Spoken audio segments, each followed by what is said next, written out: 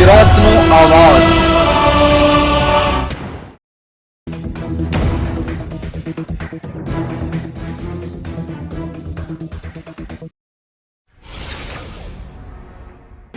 જૂનાગઢની વિસાવદર બેસાણની વિધાનસભાની ચૂંટણીને લઈને પ્રાંત કચેરી ખાતે સર્વપક્ષીને લઈને પ્રાંત સાહેબની અધ્યક્ષસ્થાને બેઠક યોજાઈ।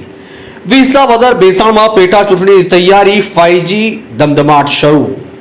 ચૂંટણી અધિકારીના અધ્યક્ષસ્થાને યોજાઈ બેઠક। વિસાવદર પ્રાંત કચેરી ખાતે રાજકીય પક્ષો સાથે ચૂંટણી તંત્રની બેઠક। મારું નામ પ્રવીણ સુજિત્રા, બેસાણ તાલુકા ભાજપ પ્રમુખ। આજરોજ આપણે વિસાવદર પ્રાંત કચેરી ખાતે પ્રાંત સાહેબે એક બેઠક બોલાવી હતી। તમામ પક્ષના પ્રમુખો અને આગેવાનો પધાર્યા હતા અને ખાસ તો આ રૂટિંગ પ્રક્રિયા મુજબની બેઠક હતી। માનો કે આપણી આ વિસાવદર વિધાનસભા સીટ ખાલી છે, એના અનુસંધાને આ બેઠક છે એવું સાહેબે ખુલાસો કર્યો કે આ એ કોઈ બેઠક નથી।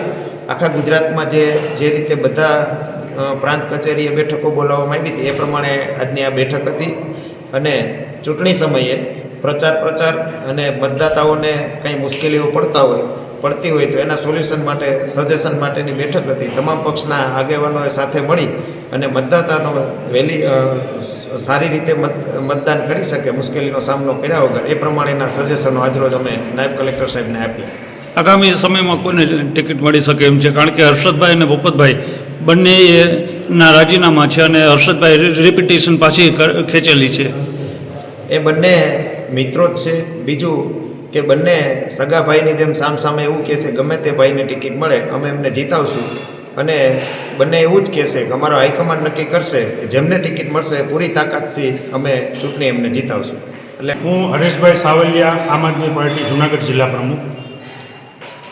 આજે વિસાવદર પ્રાંત કચેરી ખાતે પ્રાંત સાહેબે એક મિટિંગ બોલાવી હતી જે ચૂંટણીલક્ષી, ખાસ કરીને વિસાવદર વિધાનસભાની આગામી સમયમાં ચૂંટણી આવી રહી હોય એવું લાગી રહ્યું છે, પણ પ્રાંત સાહેબે એવી ચોખવટ કરી છે કે એને લક્ષીને કંઈ છે નહીં તો આખા ગુજરાતમાં મિટિંગો બોલાવવામાં આવી છે કે મતદાતાઓને કંઈ મુશ્કેલીઓ પડતી હોય અથવા તો ચૂંટણી સમયે કંઈ પણ રસ્તામાં જે પોલીસ રોકી અને કાંઈ પણ હેરાનગતિ કરતી હોય, સાહિત્ય લઈ જવામાં કરતી હોય, બોર્ડ બેનરો હટાવવાની જે મગજમારી હોય, આને લક્ષીને એક ચૂંટણી હતી અને પ્રાંત સાહેબ સમક્ષ તમામ પ્રકારની રજૂઆતો કરવામાં આવી।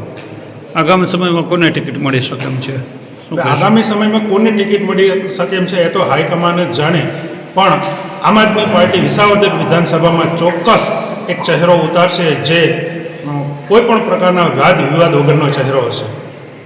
લીગલ ફ્રેમવર્ક બાબતે વાંધા સૂચનો રજૂ કરવાની તાકીદ। ભાજપ, કોંગ્રેસ, આમ આદમી પાર્ટીના આગેવાનોની હાજરી। ચૂંટણી પ્રક્રિયા અંગે કોઈ વાંધા સૂચનો હોય તો રજૂ કરવા માટેની બેઠક। રાજકીય પક્ષોએ કરેલા વાંધા સૂચનોનું મુખ્ય ચૂંટણી અધિકારી સમક્ષ થશે રિપોર્ટિંગ। પૂર્વ ધારાસભ્ય હર્ષદ રીબાડિયા હાઈકોર્ટમાંથી પિટિશન પરત ખેંચતા ચૂંટણીનો માર્ગ થયો છે મોકળો। કરશનભાઈ વાડદોરિયા, તાલુકા કોંગ્રેસ પ્રમુખ વિસાવદર। જી, આજે મિટિંગ હતી, શું કહેશો? આજે મિટિંગ એ હતી કે આગામી ધારાસભાની ચૂંટણીને અનુલક્ષીને અમને રાજકીય પક્ષોના આગેવાનોને પ્રાંત અધિકારી દ્વારા બોલાવવામાં આવેલા અને એમાં વિવિધ સલાહ સૂચનો જે કોઈ હોય એના માટેની આજની મિટિંગ હતી અને એના માટે અમે દરેક રાજકીય પક્ષના આગેવાનોએ જે ભૂતકાળમાં જે ચૂંટણીઓ થઈ અને એમાં જે મુશ્કેલીઓ પડતી હતી એની અમે પ્રાંત અધિકારીશ્રીને કાયદાની મર્યાદામાં રહી અને ખોટી રીતે હેરાનગતિ તંત્ર દ્વારા ન થાય એ માટેના અમે દરેક પક્ષોના આગેવાનોએ જુદા જુદા સૂચનો કર્યા। આગામી દિવસોમાં કોને ટિકિટ મળશે? કોંગ્રેસ પક્ષ તરફથી શું કહેશો? એ તો હાઈકમાન્ડ નક્કી કરતું હોય છે, એ અમારો કોઈ વિષય નથી કે કોને ટિકિટ મળી શકે। એ તો હાઈકમાન્ડ સર્વેના આધારે અને ઉમેદવારોની માગણી પ્રમાણે સર્વે થતો હોય છે, એના આધારે हाईकमांड नक्की करते हुए। Hello, I am Chirag Hirvania, ERO Visavadar.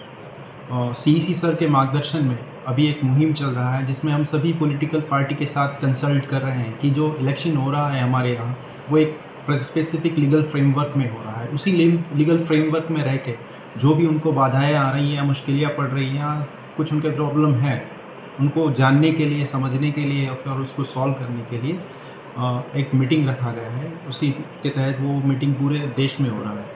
इसी के चलते यहाँ भी एक मीटिंग उसी के कंसल्ट में हो रहा है।